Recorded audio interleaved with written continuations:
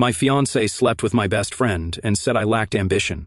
Then she got engaged to him, but at their wedding, karma destroyed their future.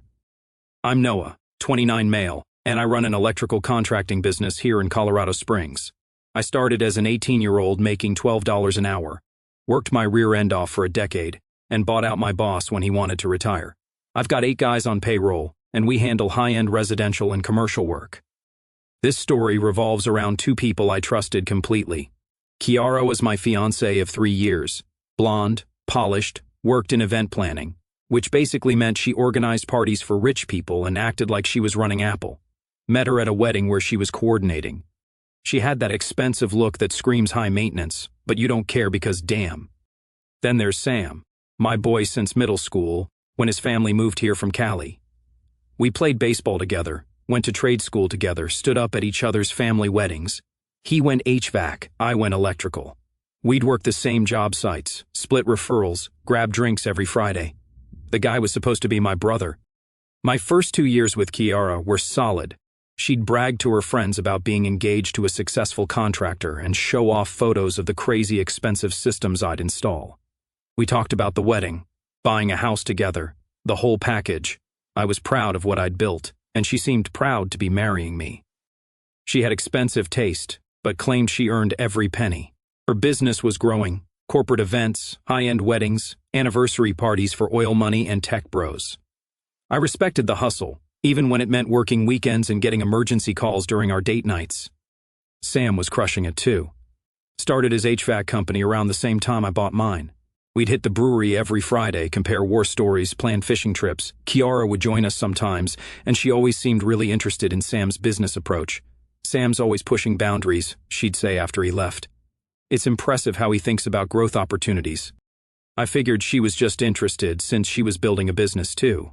It made sense she'd want to understand different approaches. What I didn't realize was that she was already comparing us, and I was losing points for reasons I couldn't see yet. The comments started subtle. You could probably charge more if you invested in better marketing. Or Sam mentioned this contractor networking group, might be worth checking out. Still seemed supportive. She wanted me to succeed, right? Wrong. See, here's the thing about women like Kiara. They're never actually satisfied with what you've built. They always need you to be building something more impressive to show off to their friends. A successful business isn't enough. It needs to be a rapidly expanding empire or you're not reaching your potential. The first real warning came at a dinner party with her work crowd. 8 couples, all corporate types, lawyers, marketing executives, some couple who owned a trendy restaurant. I was the only one who worked with his hands, which apparently made me the evening's entertainment. When people asked what I did, Kiara introduced me as Noah. He's an electrician, not he owns an electrical contracting business, or he's a master electrician with his own company. During dinner, someone brought up an article about skilled trades making serious money these days. Finally, something I could actually contribute to. Noah could speak to that, Kiara said. He does really well for someone in the trades, like I was punching above my weight just by sitting at their table. I let it slide that night, but it stuck with me. That's when I started paying attention to her patterns. And what I found was way worse than I thought. She'd steer conversations away from my business wins and towards Sam's expansion plans. She'd mention my work to friends only in the context of how different it was from their careers. She treated my expertise like a party trick instead of professional knowledge. But the real kicker, she'd complain about her event planning stress to me, then tell her friends how much more complex and demanding her job was compared to technical work.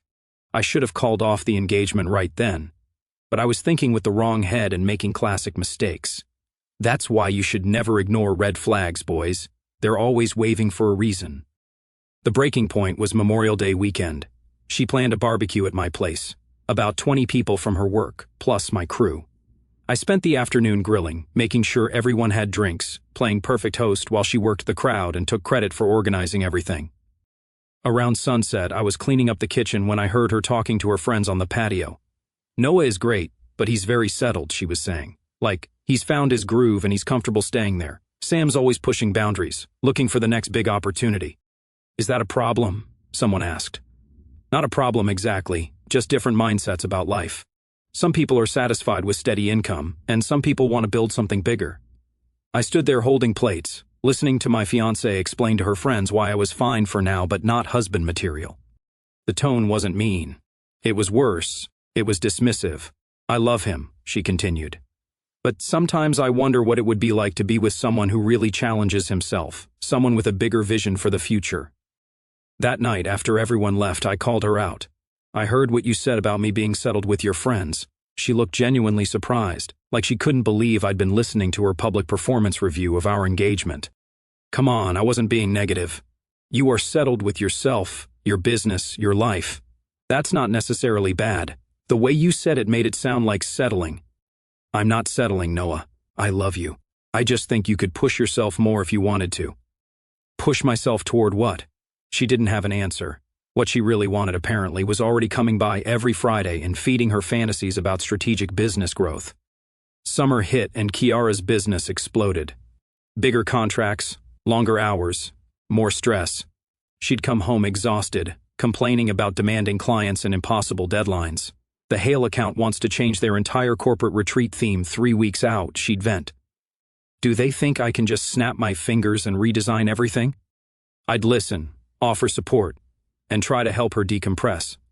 But these conversations always shifted into subtle comparisons with my work. "At least electrical work is straightforward," she'd say. "Wire goes here, switch goes there. My job requires constant creativity and client management." Right, because I definitely never dealt with entitled homeowners wanting to change electrical plans halfway through installation, or general contractors blaming me for their scheduling mess-ups. Sam started coming around more during this period. He'd stop by when I was still on job sites, supposedly to hang with both of us, but increasingly just to talk business with Kiara. She'd give me detailed reports over dinner. "Sam's expanding into commercial refrigeration," she'd announce. "He's already talked to 3 potential partners about joint ventures. Good for him. He's looking at market opportunities, building relationships with other contractors. It's impressive how he approaches growth." That excitement in her voice when she talked about Sam's plans was completely different energy from when she discussed mine. His strategies were impressive and sophisticated. Mine were apparently just staying busy and paying bills. Around this time, Kiara launched her improvement campaign. "Maybe you should hire a marketing consultant. Maybe you should look into commercial work instead of residential. Maybe you should join professional organizations, network more aggressively. Sam's making connections that are really paying off," she'd say. "You could learn from his approach to building relationships." Never mind that my residential focus was intentional. I liked working with homeowners, took pride in custom solutions, and made excellent money without the headaches of commercial bidding wars. But Kiara saw contentment as weakness. "I'm not saying change everything," she'd clarify when I pushed back. "Just think bigger. You're capable of so much more." This became her favorite phrase. The final straw came on a Friday night in late June. We were supposed to have dinner together, but she called around 5 p.m. saying she had a client emergency. Some venue's sound system was malfunctioning, and she needed to coordinate repairs for a weekend event. "Sorry, babe, this could take hours. Rain check on dinner." "No problem. These things happen." I grabbed takeout and drinks, planning a quiet night catching up on invoicing. Around 8 p.m., I got a text from my buddy James. "Dude, I saw Kiara and Sam at Romano's earlier. Figured you were working late or something." Romano's, the upscale Italian place downtown where Kiara loved going for business dinners, 20 minutes from the venue where she was supposedly handling an audio crisis. I sat there staring at that text for a solid 5 minutes. Either James was mistaken about who he saw, or my fiancée was lying about her emergency. Given her recent pattern of praising Sam's business acumen and finding excuses to discuss his strategies, I was starting to suspect it wasn't mistaken identity. When she got home around 11 p.m., she was full of stories about the audio disaster. The sound technician finally got it working, but it took forever to diagnose the problem, she said while getting ready for bed. What was actually wrong with it? Some kind of connection issue. Very technical stuff beyond what I'd understand. I didn't confront her that night, but I started paying closer attention to inconsistencies in her stories and Sam's casual mentions of running into her around town. 2 weeks later, same pattern. She had a vendor meeting Thursday afternoon that ran late. Sam mentioned grabbing lunch downtown that same Thursday and bumping into Kiara at some restaurant. Small world, he said. We ended up sharing a table since the place was packed. Maybe it was a coincidence. Colorado Springs isn't huge, and there are only so many places where business people eat lunch. But twice in a month felt like a pattern, especially when Kiara never mentioned these random encounters.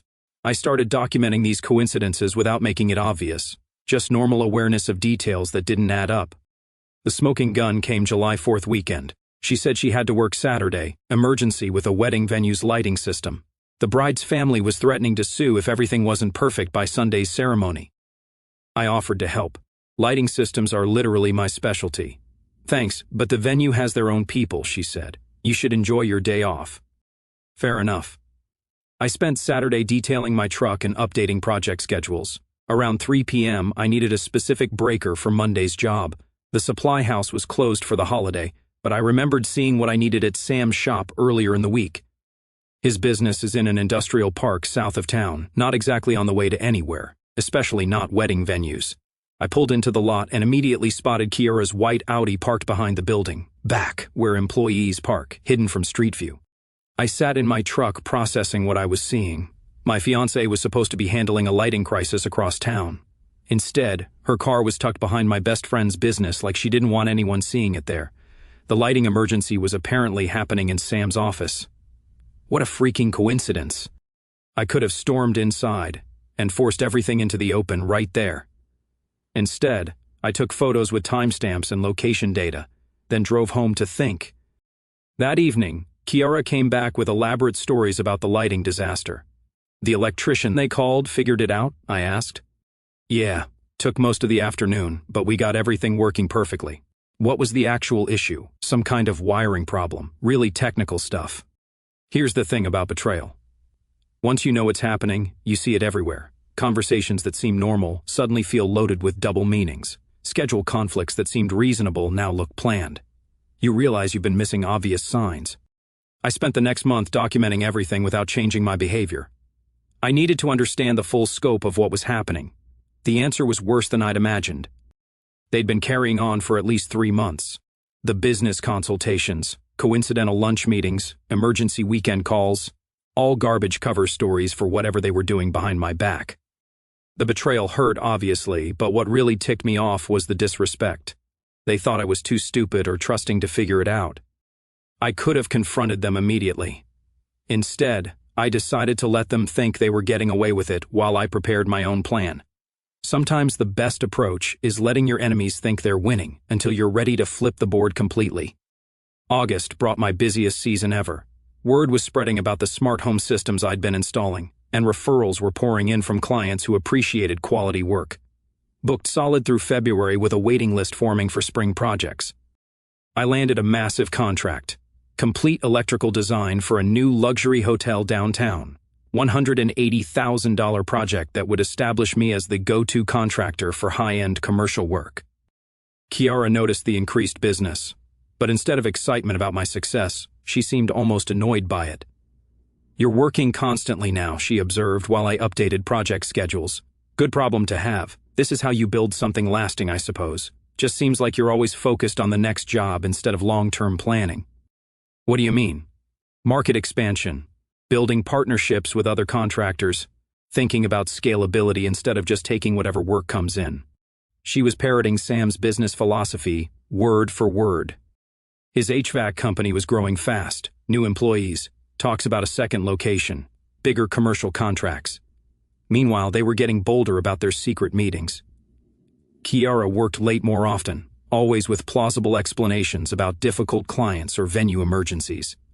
Sam found excuses to stop by when I wasn't home, supposedly borrowing tools or discussing potential joint projects that never materialized. I started having casual conversations with people in my professional network. Normal relationship maintenance, but I made sure clients and other contractors knew I was reliable, trustworthy, the guy who delivered quality work on time and under budget. Reputation matters in the trades, and I wanted to be positioned well for whatever came next. The first priority was protecting my business assets. I went through every shared account and client contact, making sure Kiara couldn't access anything that could damage my company. Changed passwords, updated bank authorizations, secured customer databases and vendor relationships. If this was going nuclear, my livelihood wasn't going down with the engagement. Second, I documented everything about our shared life. Photos of her contributions to the house, receipts for gifts, vacation records, even utility bills. I wanted zero ambiguity about what belonged to whom. Through careful observation, I started understanding their pattern.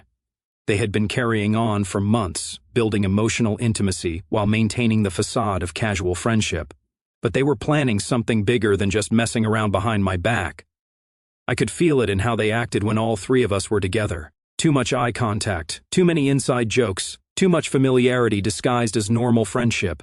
They were building towards something. Then one day, early August, she suggested a romantic weekend getaway. Just us somewhere beautiful to reconnect after our busy summer schedules. We've both been so focused on work, she said. It would be good to spend quality time together and really talk about where we're headed. I agreed enthusiastically, suggested mountain towns, maybe somewhere with hiking and good restaurants. She seemed pleased I was interested in planning something special. What she didn't know was that I'd figured out her strategy completely. A romantic weekend would be the perfect setup for a guilt-free breakup conversation. She'd create this intimate setting, then explain how she'd been thinking about our engagement and felt like we'd grown apart. She'd be gentle about it, emphasize that nobody was at fault, we just wanted different things. She'd always care about me but felt we needed to be honest about our compatibility, make it seem like a mutual decision by two mature adults who recognized their differences. Then, after an appropriate mourning period, she'd start dating Sam publicly. Their relationship would seem natural. Two people finding comfort in each other after difficult breakups. They'd probably tell people how their friendship had slowly developed into something deeper during this challenging time. Clean, minimal social drama. Very Kiara. I played along, enthusiastically discussing weekend options while privately planning my own approach. If she wanted to control the narrative, I'd let her think she was succeeding right until the moment I revealed how much I actually knew. But first, I needed more information about what they were really planning. One evening in mid-August, Sam stopped by to return some wire strippers he'd borrowed. Kiara was working late again, so it was just us drinking sodas on my deck. "You and Kiara seem solid," he said out of nowhere. "Yeah, things are good. Why do you ask?" "Just wondering. You guys ever talk about marriage? Seriously?" Interesting question from someone who was supposedly just my friend. "We've discussed it. Probably sometime in the next year or two." "That's cool. She seems like the type who'd want the whole traditional wedding thing. You thinking about settling down anytime soon?" I asked. "Maybe if I found the right person, someone who really understands the business side of things. That's important." I agreed, being with someone who gets your ambitions. Exactly. Like you're happy with your business the way it is, which is great, but some people need partners who are always pushing for more. There it was. Sam had been listening to Kiara's complaints about my limited ambitions and agreeing with her assessment. The conversation continued for another hour, but I'd heard enough. They weren't just messing around. They were planning a future together. They'd convinced themselves they were more compatible, more aligned in their goals, better suited for each other than Kiara and I were, which meant they were about to make this my problem in a very public way. Time to finish preparing my response. Labor Day weekend, Kiara made her move exactly like I'd predicted, suggested that romantic getaway we'd discussed. Drive up to Aspen, nice hotel, hiking, and quality time away from work distractions. Just us, she emphasized. No phones, no business calls, just focusing on each other. I agreed immediately. Said I'd been looking forward to uninterrupted time together after our crazy summer schedules. Friday night before we left, Sam stopped by for what he said was a quick drink to wish us a good trip, but the visit felt different, like he was there for a specific purpose. The three of us sat on my deck making small talk about work and weekend plans, but I could feel the tension underneath. "You guys have something really solid," Sam said at one point, which felt like the most awkward possible thing to say under the circumstances. "We do," Kiara agreed, taking my hand. "This weekend will be perfect for reconnecting." After Sam left, Kiara was unusually affectionate. Cuddled up next to me on the couch, talked about how much she was looking forward to our trip, mentioned specific restaurants she'd researched and trails she wanted to hike. It felt like performance art. That night, lying next to her while she slept, I realized this was probably our last night together as an engaged couple. Tomorrow, she'd end our engagement, and by next week, she'd be with Sam. 3 years would be over, my best friend would be gone, and I'd be starting fresh. I should have felt sadder about it, but mostly I felt relieved. The uncertainty and pretending were almost over, and I could stop acting like I didn't know what was happening. Saturday morning, we loaded up and headed toward the mountains. Kiara seemed excited, talking about the itinerary she'd planned and how nice it would be to focus on just us for the weekend. We checked into this expensive resort around noon, grabbed lunch downtown, spent the afternoon walking around, looking at galleries and tourist shops. Dinner was when she made her play. Expensive restaurant, romantic lighting, the whole thing. "I've been thinking about us lately," she said over dessert. "About what we both want from life and whether we're still headed in the same direction. Here we go. I love you and I know you love me, but I feel like we've grown apart this year. We want different things now." I nodded like this was shocking news that had never occurred to me. "You're content with what you've built, and that's wonderful. You've created something stable and successful, but I need someone who shares my ambitions, someone who wants to constantly grow and challenge themselves." "What exactly are you saying?" "I think we should break up. Call off the engagement." She said it gently, reaching across to take my hand like she was delivering tragic news. "I know it's hard to hear, but I think we both know we've grown in different directions. We want fundamentally different things from our careers and our lives." I sat there for a moment, acting like I was processing this unexpected development. "You know what? You're absolutely right," I said finally. She looked surprised, like she'd expected more resistance or emotional drama. "I love you too, Kiara, but I think we've been staying together out of habit more than genuine compatibility." Relief flooded her face. This was going even smoother than she'd planned. "I'm glad you understand. I was worried you'd be angry or try to change my mind. I'm not angry. I appreciate you being honest about how you feel." We finished dessert, went back to the hotel, and had one last night together as an engaged couple. Sunday morning, we drove home in comfortable silence. She moved her stuff out that afternoon, taking only what was clearly hers. No drama, no arguments, no demands for shared property. "I hope we can stay friends," she said while loading the last box. "I'm sure we'll see each other around," I replied. "Small town and all." After she left, I cracked a drink and started making some phone calls. Had some information to share with people who deserve to know what kind of business partners they were dealing with. Time to let Sam's professional network know exactly what they were getting into. 3 months after our breakup, Kiara and Sam announced their engagement. What a beautiful love story. Their romance had blossomed so quickly after they'd both moved on from previous relationships. Pure coincidence that they'd found each other during their respective single periods. They scheduled the wedding for Valentine's Day at some expensive venue outside Denver. Big production, 250 guests, professional everything. Kiara's event planning background meant it would be flawlessly coordinated and Instagram perfect. I wasn't invited, obviously, but small-town contractor networks mean I wasn't disconnected from what was happening either. See, while they'd been focused on their secret romance, I'd been building relationships within the broader contractor community. The electrical trade is tight-knit, especially at the commercial level, where reputation matters more than lowest bid.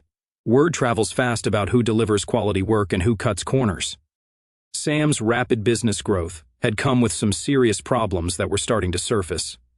He'd been underbidding jobs to win contracts, then cutting corners on materials and labor to maintain profit margins. His work was getting sloppy, and complaints were circulating among general contractors. I didn't spread gossip or badmouth his business directly. Didn't need to. Poor work speaks for itself, and contractors talk to each other constantly about who to hire and who to avoid for future projects. 2 weeks before the wedding, Tom called me. A general contractor who worked with Sam on several commercial projects over the past year. "You know your ex-buddy Sam Hale?" Tom asked. "We're not close anymore." Good thing, because his HVAC work is turning into a nightmare. The system he installed last month is completely messed up. Ductwork is wrong, equipment is undersized, the whole thing needs to be torn out and redone. "That's rough, man. Gets worse. Found out he's got similar problems on 3 other jobs around town. Word's spreading fast in the GC community. Nobody's going to hire him after this gets out." Perfect timing. His business was about to implode right as he and Kiara started their expensive married life together. But that wasn't even the best part. Kiara had been so focused on planning her perfect wedding that she'd completely neglected her own business, spent months coordinating her own event instead of serving existing clients. Several major contracts fell through because she was distracted and missing deadlines. Event planning clients don't appreciate coordinators who are too busy planning their own parties. Her reputation for reliability was taking serious damage just as she was about to need steady income more than ever. The wedding itself was beautiful from what I heard through mutual friends. Perfect flowers, elegant venue, expensive catering, everything Kiara had dreamed about since she was a little girl, until the reception. Apparently, Sam had quite a few drinks during dinner and decided to make an impromptu speech about their love story. Started telling everyone how grateful he was that fate had brought him and Kiara together, how they'd supported each other through difficult times, how their connection had grown slowly over many months of friendship. The problem was his timeline didn't match the story they'd been telling people. He was describing conversations and relationship milestones that dated back to when Kiara and I were still engaged. Sam's intoxicated honesty made it crystal clear that their relationship had started long before our mutual breakup. Several people at the reception had been friends with both Kiara and me. They knew exactly when we'd broken our engagement and they could do basic math. Sam's rambling speech revealed that he and Kiara had been involved at minimum for months before our engagement ended. The reception got uncomfortable fast. People started whispering, connecting dots they'd previously overlooked. By the end of the night, everyone understood that my ex-fiancée had been carrying on with my best friend behind my back, then orchestrated our breakup to cover her tracks. Within a week, the story had spread through our entire social circle and professional community. Kiara's reputation as someone who could be trusted with important events was completely destroyed. Sam's credibility was shot too. If he'd lie to his best friend for months, what would he do to business partners? Combined with his mounting business failures, they were facing professional and social ruin simultaneously, and I was just getting warmed up. Fast forward 18 months. I'm sitting in this upscale steakhouse downtown with Paige, my new girlfriend.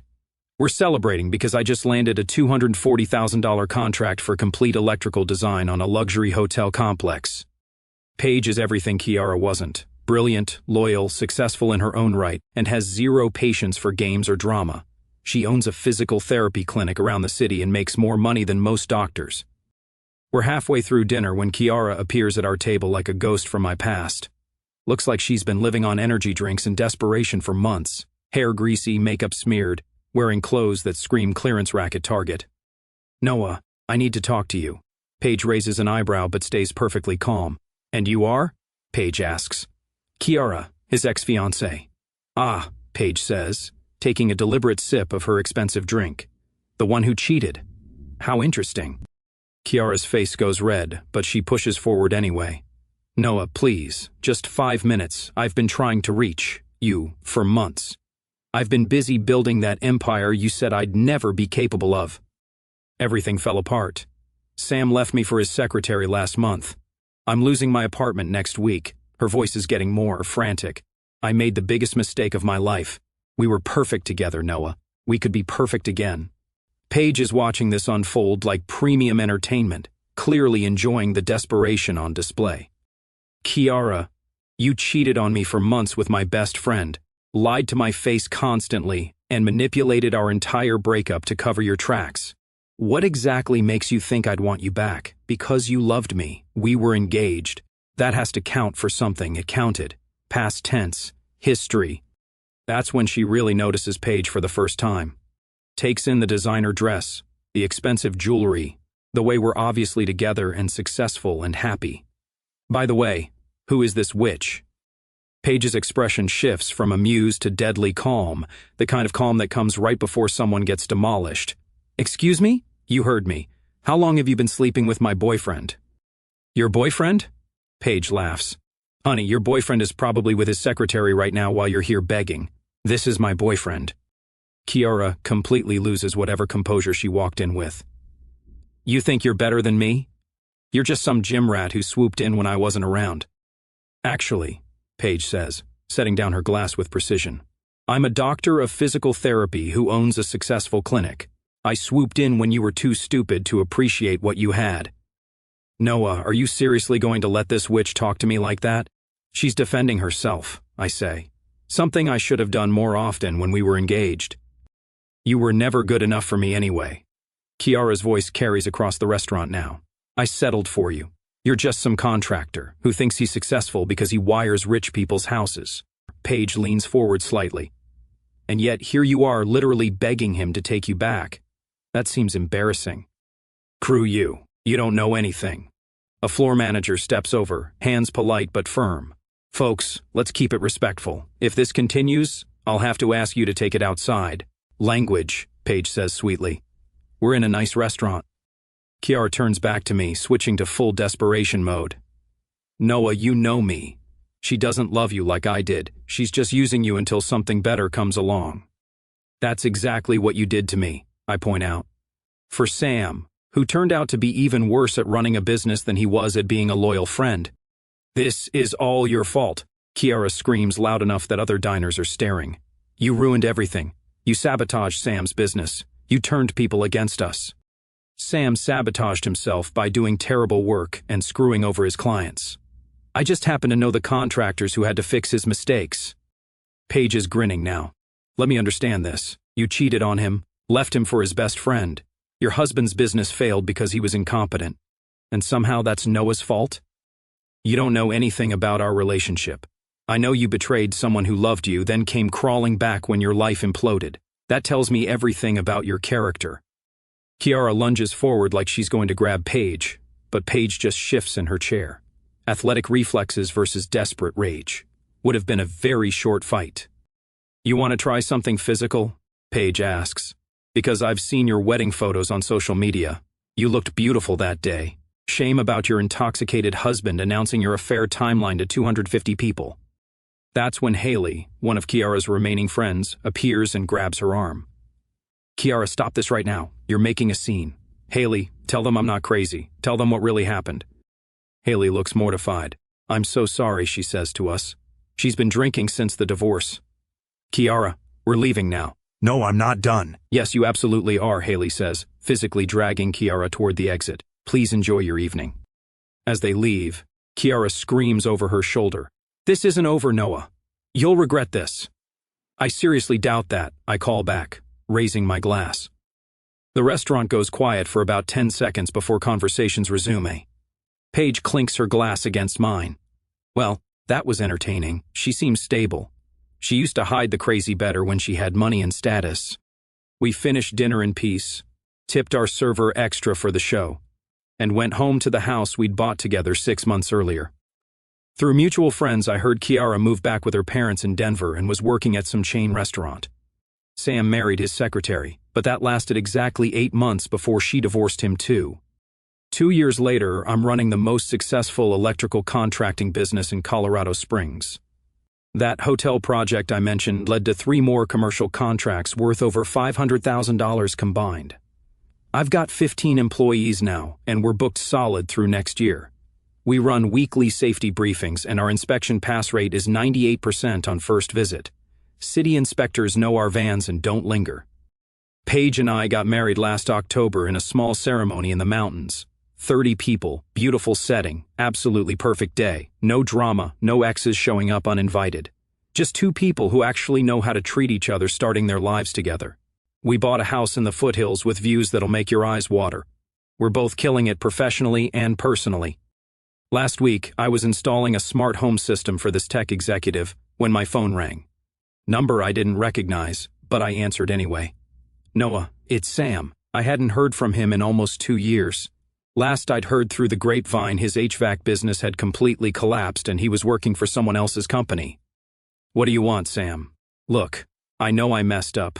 I know what we did was wrong, but I'm trying to rebuild my life here and I could really use some work. Thought maybe you might have some projects that need HVAC. The nerve on this guy after betraying our friendship and destroying his own reputation. He wanted me to throw him work. You're calling me for referrals? I'm desperate, man. The divorce cleaned me out. My business is gone. I'm living in a studio apartment and working for $18 an hour. I made mistakes, but I'm trying to do better. Well, I can't help you, I said. Noah, please. I know I messed up our friendship, but I hung up and went back to work. I felt nothing about it.